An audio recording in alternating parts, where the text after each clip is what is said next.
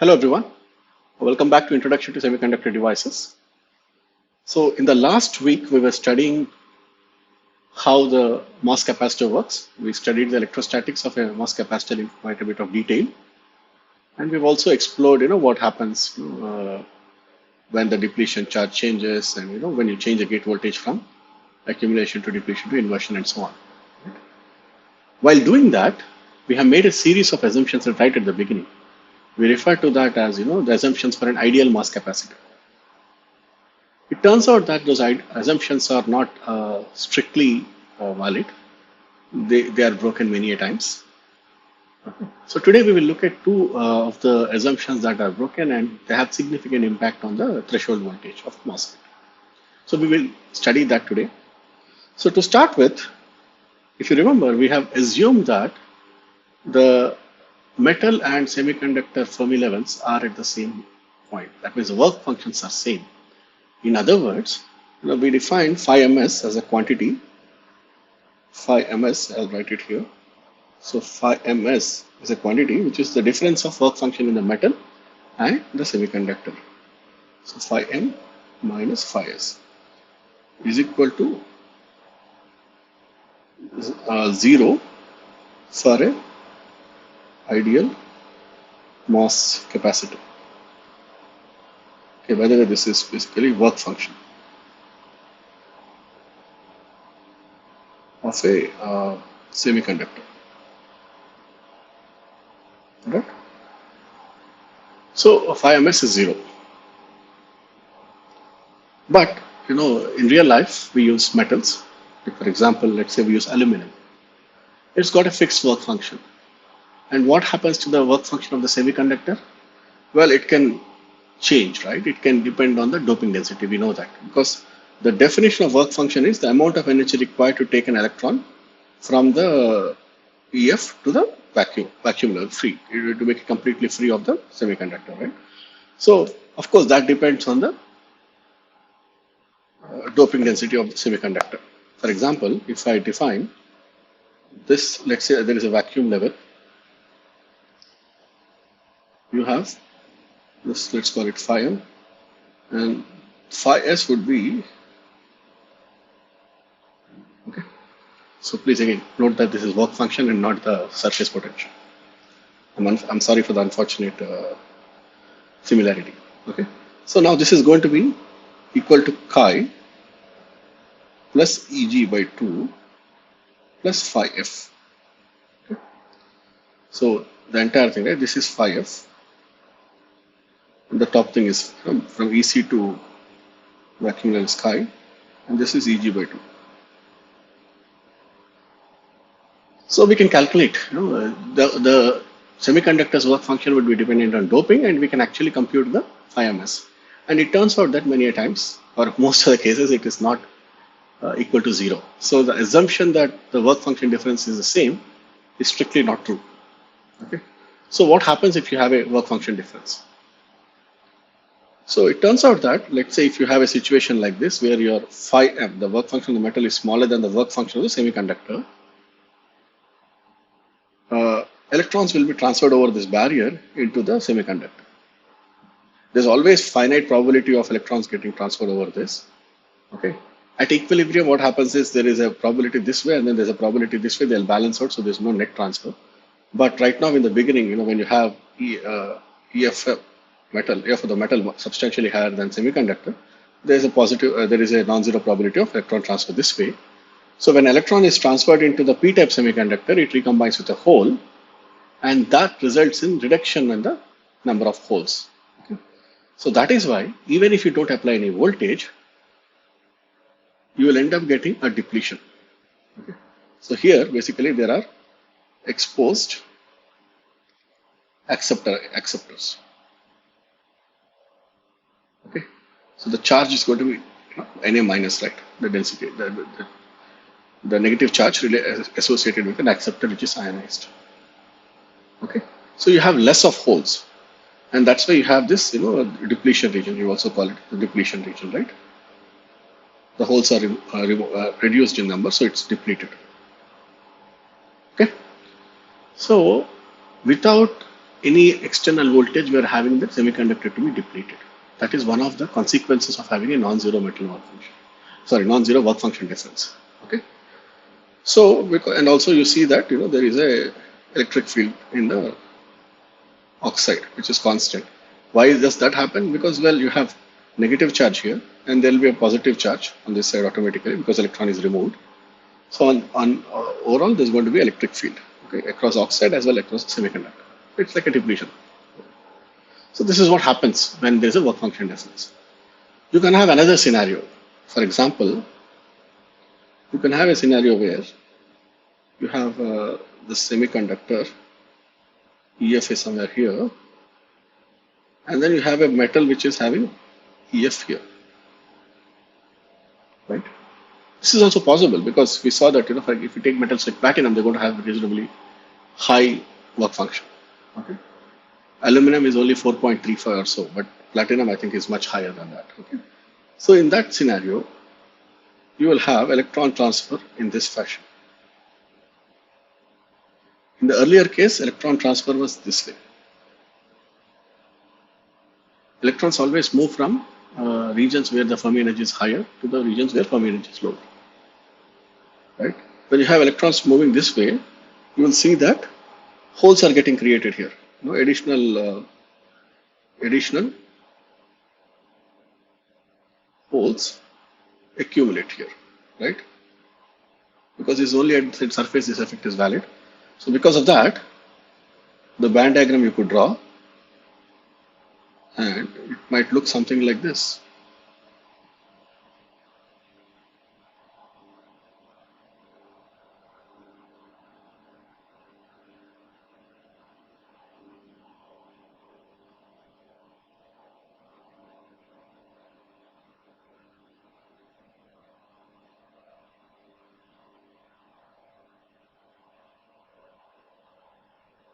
Okay, so EF is still uniform because there is no applied gate voltage, but the semiconductor is already accumulated here,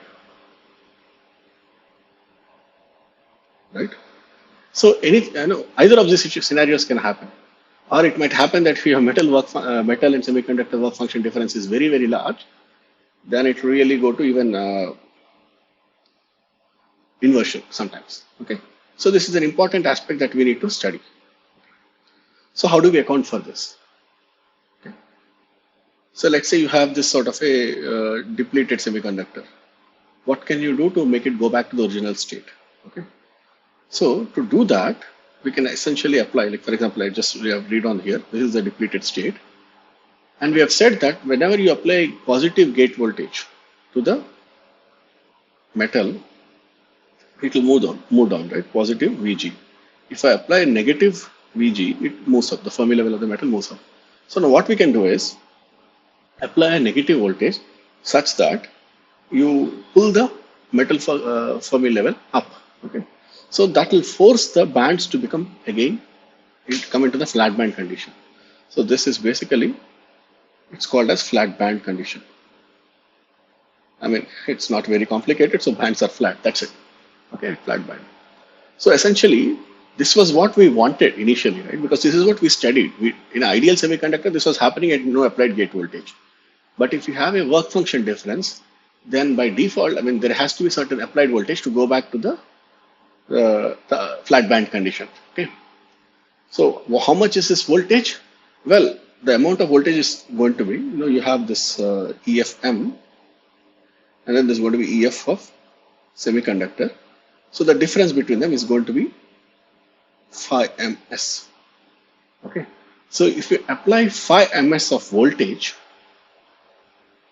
then you can actually take the MOS capacitor back into flat band condition. Okay, so that is why we have considered this in the last week, where we showed that this is a threshold voltage for an ideal MOS capacitor. Why is it a threshold voltage? Well, I mean, we have derived a relation between Vg and phi s, and then we said that, okay, this is when the surface potential is equal to 2 times phi f, then it is going to be threshold voltage. So that's why this is the ideal MOS capacitor's threshold voltage. But because of this difference, 5 ms, there is a correction to the threshold voltage. Correction to account for work function difference.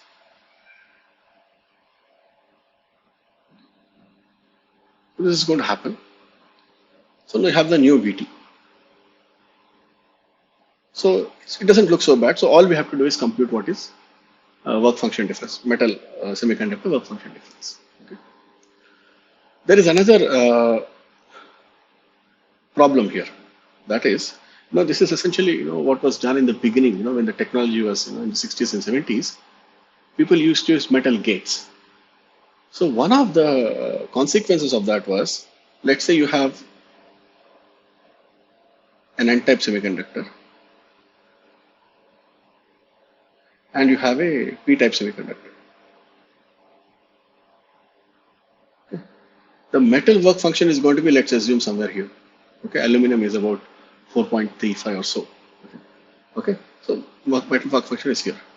So for most of the semiconductor dopings, and for all the semiconductor dopings, if you look at metal, let's say aluminum, so if you look at aluminum and P-type silicon, the work function is always 5 ms is negative. Okay. And in this case of aluminum and N-type semiconductor, because EI is going to be somewhere here, only for large dopings, the EF may actually go towards EC and then the 5 ms might be positive. But in most of the cases, 5 ms is negative again. So this is what you can verify. I mean, you can try to put in the exact work function of the aluminum and then compute and see what happens for different doping densities. You will see that it will be like this. So this is also another way of showing that. So here is the substrate doping on the x-axis and work function difference on the y-axis. So the various things will come to that. The first thing we want to notice is when you have an aluminum and P-type junction, or aluminum and aluminum gate and then P-type substrate, the 5 ms is turning out to be in the range of -0.8 to -1 or so. Okay. So it's quite large. Okay. And for N-type case, it is negative for most of it. Only when you go to 10 power 19 or 20s or so, then this becomes maybe positive. Okay, a small positive. So why is this important to us? Well, one of the useful implications of an ideal MOS capacitor is that when you have this quantity here, right? This is essentially VT of a ideal MOS cap. So VT of ideal MOS cap is comparable in magnitude.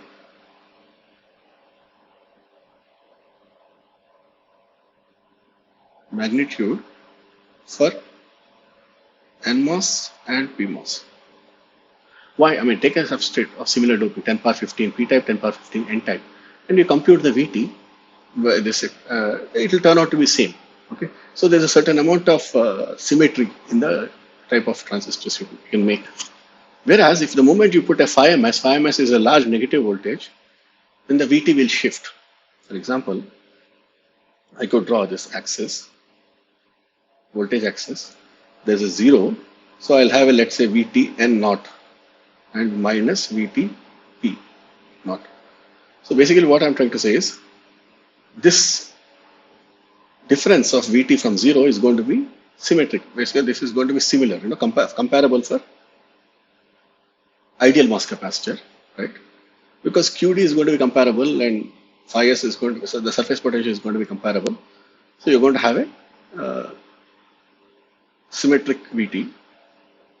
But the moment you add a 5 ms because of, let's say, metal,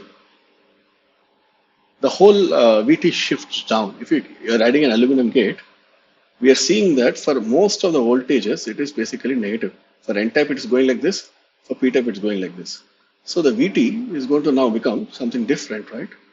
So VT might be somewhere here, VTN. and this might be some VTP, okay, minus VTP. So NMOS has a very small VT maybe, and PMOS might have a large negative VT, right? So they're not comparable in magnitude.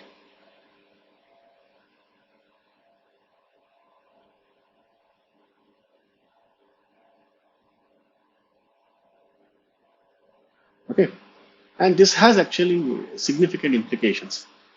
We like the VT to be comparable, okay? Because in our technology today we call it, actually you might have heard about it, we call it complementary MOS technology, CMOS we call it, CMOS technology, which essentially has NMOS transistors and PMOS transistors fabricated on a single chip. And we like both of them to be sort of complementary devices. That means the drive current, the threshold voltage, everything is symmetric. It is easier for us to design circuits when they're complementary.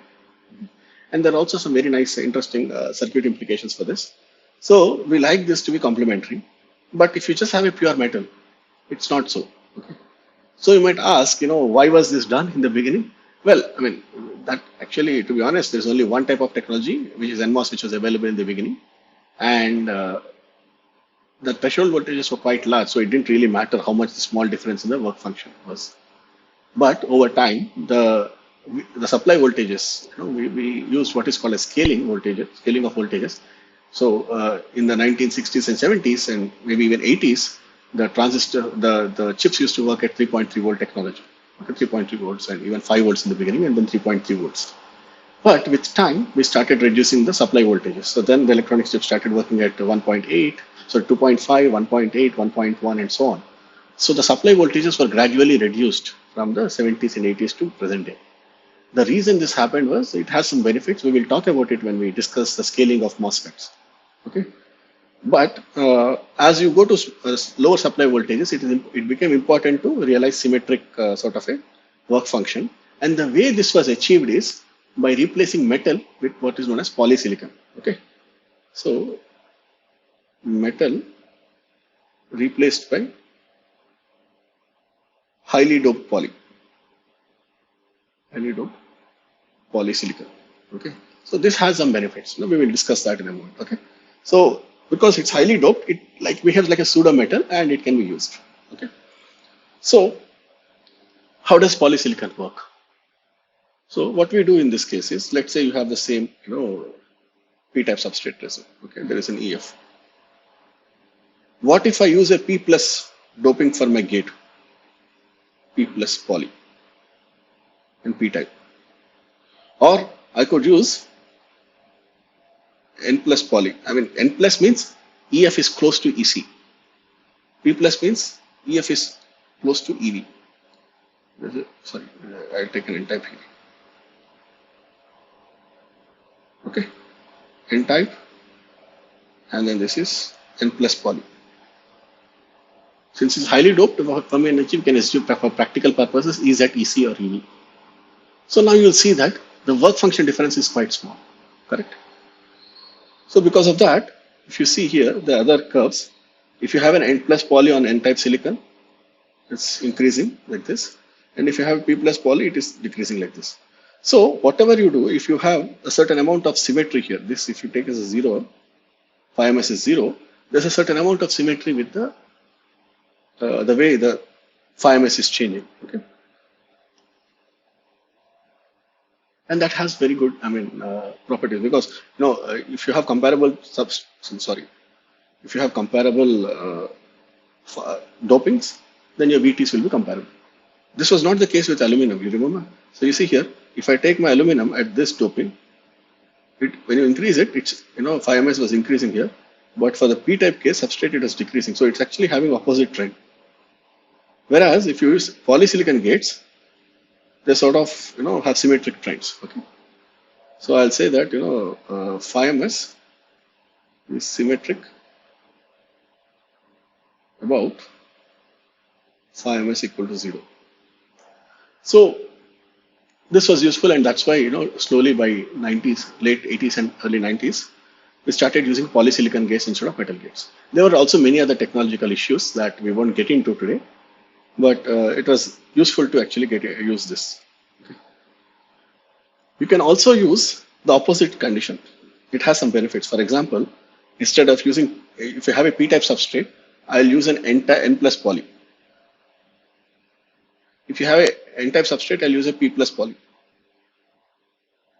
I can use that also. That combination also I can use. Okay. So if you use, what happens?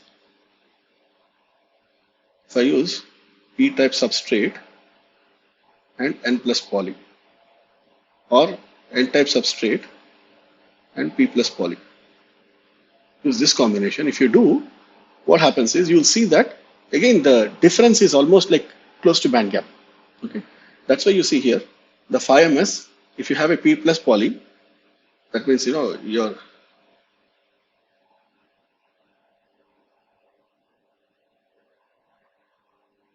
using poly to be p plus, and you're having an n-type semiconductor. Yes, right. So phi ms is basically positive for all doping actually.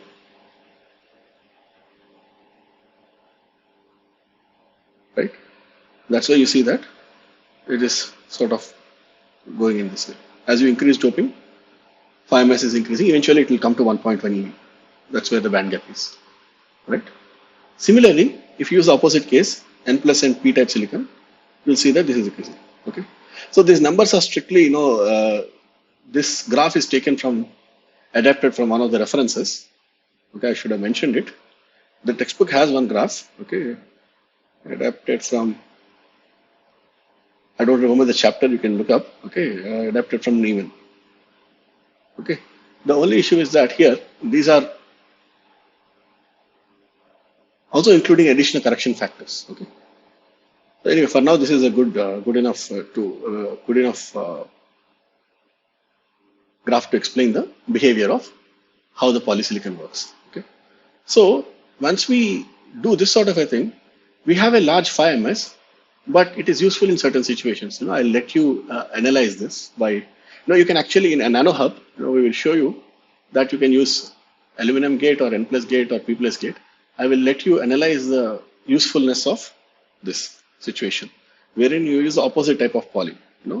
If for example p type and n plus poly, what is the advantage of this? It looks like phi ms is either large negative or large positive.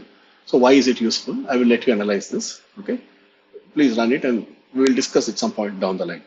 Okay, all right. So this is the theory part of it. Let's try to solve one problem. So the problem given to you is that determine the metal semiconductor work function difference phi ms for a given MOS system and semiconductor doping. Okay, so the aluminum silicon dioxide junction is given to you. Okay, with a phi m. Okay, this is S. Okay, and asked to calculate the phi ms. Okay, fine. So there's a small change in the notation here. This is taken from the textbook, so please you can go back and refer to it.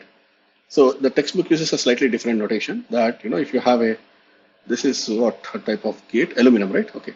So aluminum, let's say this is here, EF of M, and then you have, let's say,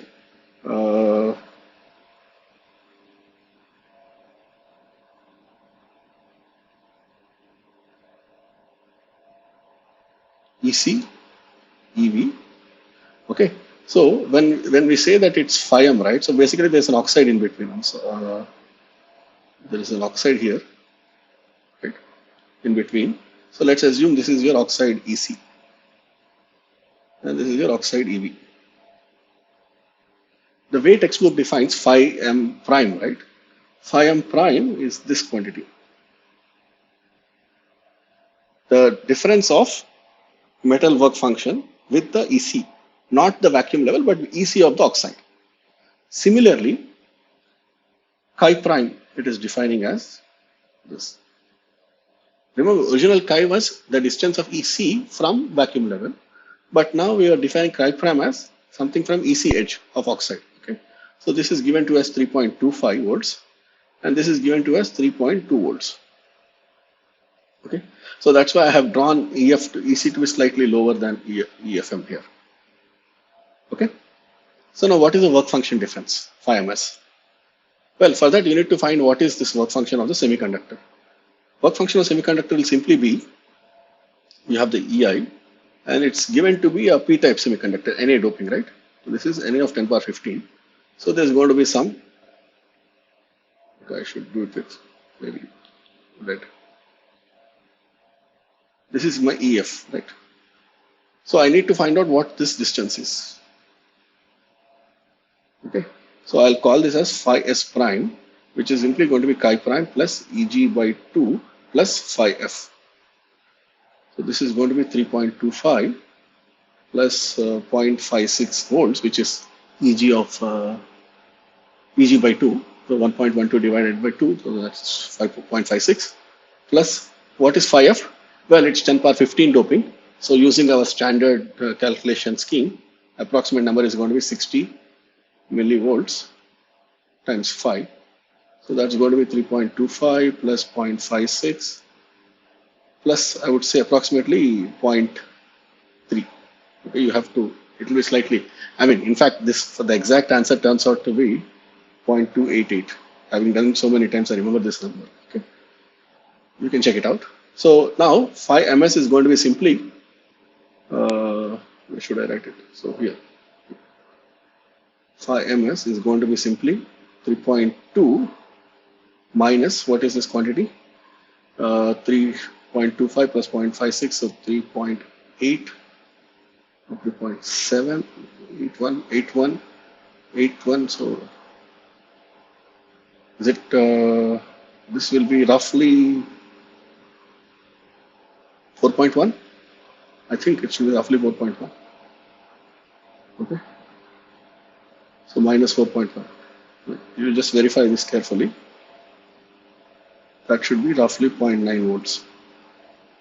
Okay. This is the metal work function difference. Work function difference with the minus 0.9, sorry. So this is the work function difference for aluminum and p-type semiconductor. Okay. So is it consistent with what we have studied? So 10 power 15. So this is the graph mentioned, right? So 10 power 15, yeah, 10 power 15 p-type substrate, and then, oh, this is metal. Aluminum is somewhere here, right? Aluminum is here, yeah. So aluminum and 10 power 15, this is somewhere here. Okay. So minus 0.9. So yeah, what we're getting is approximately there. Okay. All right. So this is how you can calculate the work phi ms, work function difference, and that will modify your VT. Okay. So this is one form of non-ideality.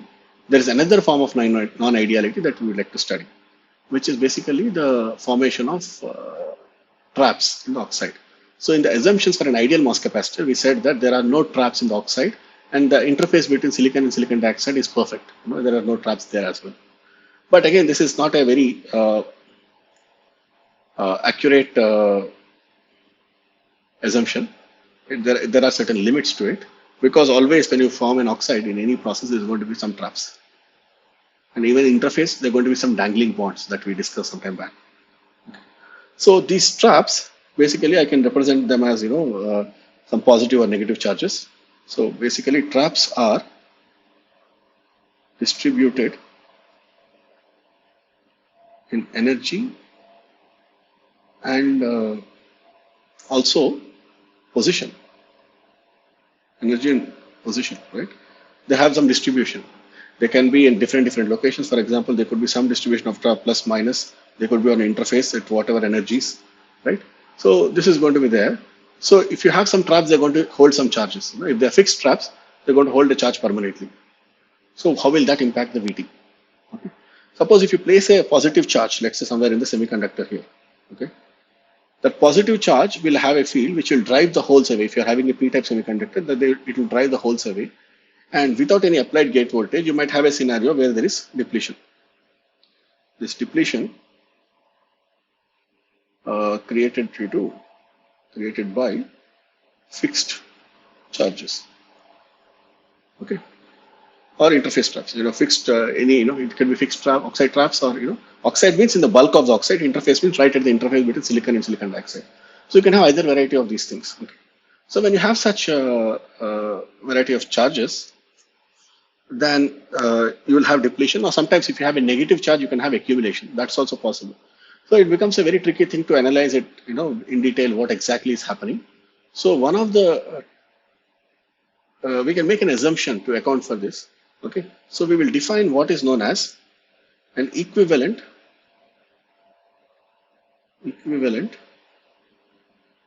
interface charge. Okay, it is it's assumed to be at the interface between silicon and silicon dioxide. Let whatever be the distribution of the charges in space, we will assume that all of it is at the junction, and there's an equivalent charge. We can try to compute so that it has a net same effect on VT. Okay, so this equivalent charge, I mean, there are experimental techniques by which you can determine how much is this, but we don't need to know that. For us, for our practical purposes, we will say that there is this interface charge, and it is assumed to be positive. Okay, positive right now. Okay, if your equivalent charge is given as QI, that's the interface charge. If it is given as minus, let's say some charge, coulombs, then we have to put that minus. So right now in this expression, this is positive. Okay, here. So once you have it, your VT will be modified. How does it get modified? Well, the expression is this. You have the ideal MOS capacitor, and then there's an additional correction because of this. Okay, so this set here is basically corrections for the non-idealities, right?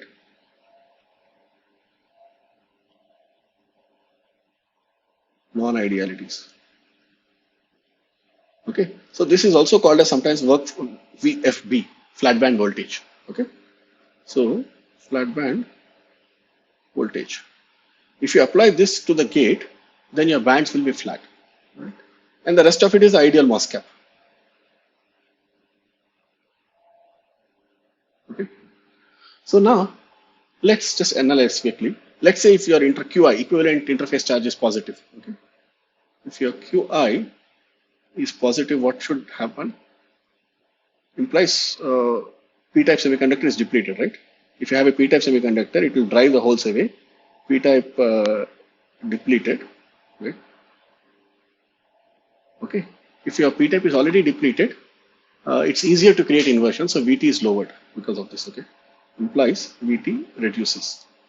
That's what is happening because QI is positive, so overall VT will reduce. Formula is telling you, and physically also once you deplete it. Otherwise, the gate had to deplete the semiconductor and then produce inversion. But now already some part of the job is done by the fixed charge. So already it's been depleted. So you can quickly go to inversion. Okay. Or if the QI is negative, P-type will have accumulation. Right. So now implies this has the overall VT has to increase because you have to push the accumulation charge away and then deplete it and then invert it. So the VT increases, the magnitude of VT increases, right?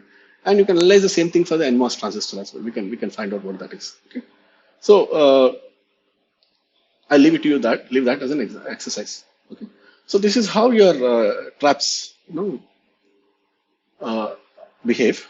Okay, so let us quickly try to solve a couple of more problems, and with that we can conclude our discussion on the non-ideality. So far, we will only discuss these two. Later on, we'll just mention the gate oxide leakage. Okay, so let's take one more problem wherein we want to find out what is the flat band voltage for a MOS capacitor which is having a p-type substrate, let's say. Okay, so I will not solve this problem.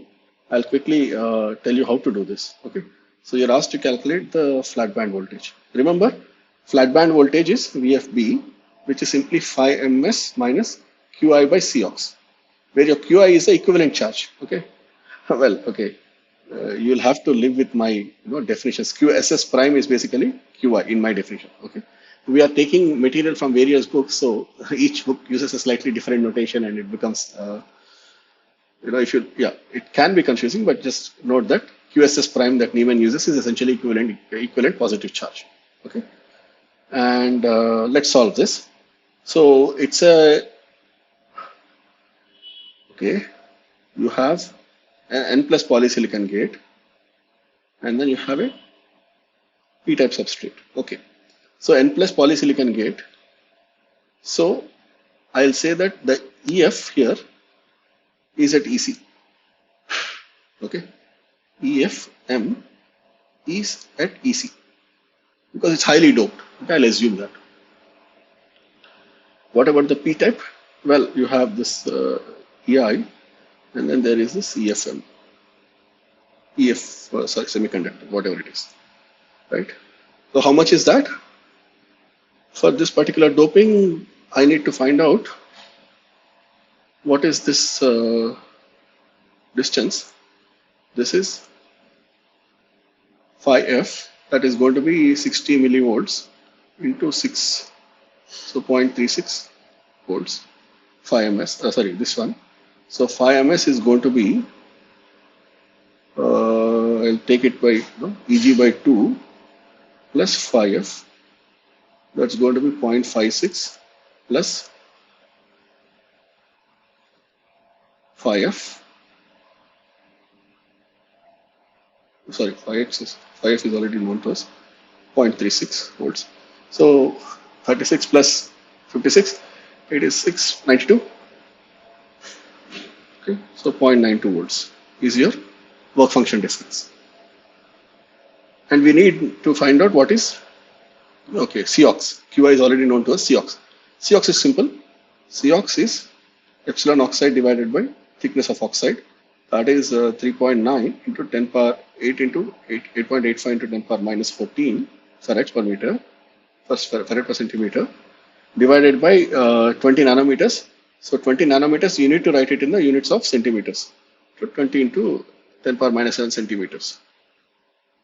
So this will turn out to be what?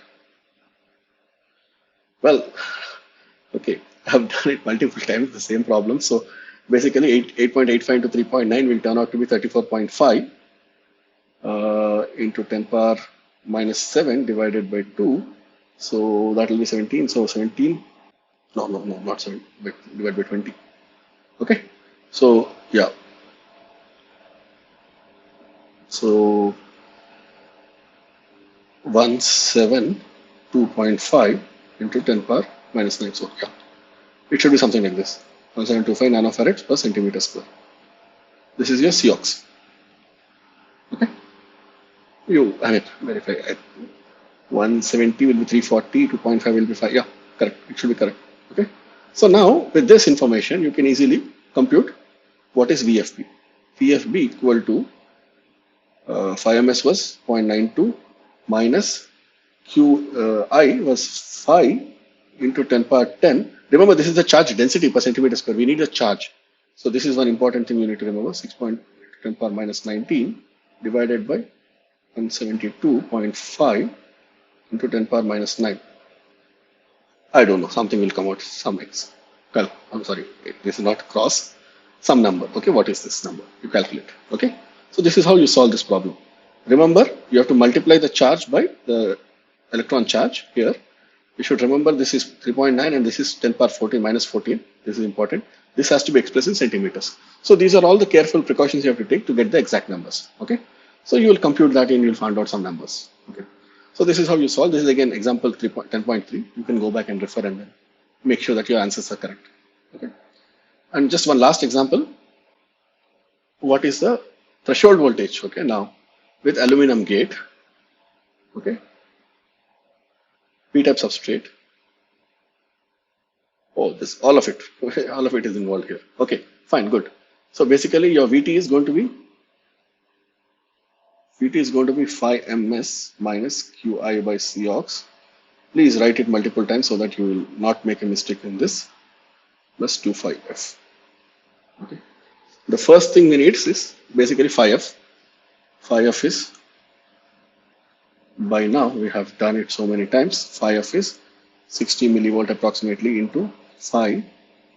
So that will, I mean, this will be, the exact answer I said will be 0.288. Okay, 288 volts, fine. Okay, so now once you know that, why is this useful? If you know this, you can calculate the width, right? Because we need to calculate charge. QD is going to be Q times Na times it's NMOS or PMOS? Yeah, NMOS. So this is going to be minus here. Okay, minus QNA, and then this is going to be the width, whereas the width will be given by square root of 2 epsilon silicon divided by Q and A times 2 times phi f, because we want the width at the threshold. Threshold, it is 2 phi f. Surface potential is 2 phi f. So at 2 phi f, you take the width. So that will be some W naught. Okay, so let's call this as, you solve this and you find out 1, whatever that is, W naught. Okay. So once you do that, you find out what is QD. Okay. Simply it's going to be 10 power 15. Huh? So 1.602 minus 1.602 into 10 power minus 4 into W naught. This will be second step. You finish this and you'll get this number 2 answer. This QD, you'll get it. Okay. What is COX? After some point, it becomes plug and chug, right? TOX. TOX is 12 nanometers. So same story, 3.9 into 8.85 into 10 power minus 14 divided by 12 into 10 power minus 7. You will get some answer. I'll call it C naught. Okay. Let me call this as 3. Okay. So once you know this, what else do we require? We require to know what is phi ms. Okay. What is phi ms? Phi m minus phi s. This is aluminum gate and p-type substrate. Oh, we did this. We did this already. Let's go back. I think this was the case of aluminum and p-type doping with 10 power 15. So it was 0.9, minus 0.9. Okay, so this was minus 0.9 volt. Okay, so this is the fourth step. You finished. So put 1, 2, 3, 4 into the main equation. Substitute 1, 2, 3, and 4 for to calculate VT. It will be some number. Okay. This is going to be minus 0.9. Okay, no, I will not be able to get it right. I need a calculator to do this. This is going to be 10 power 10. Okay, so 10 power 10 is there. So this will be 1.6 into 10 power minus 9 divided by, okay, yeah, C naught minus, yeah, you just calculate all this rest of it, okay. This will be plus because there's some here, right? This is going to be 1.6 into 10 power minus 9 into W naught by C naught plus 0.288. So into 2, 6, 7, 576 millivolts, I think. Okay. So yeah, please do this and then verify. This is how you compute. Okay.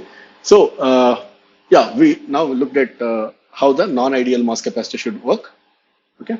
With that, we will stop this lecture today.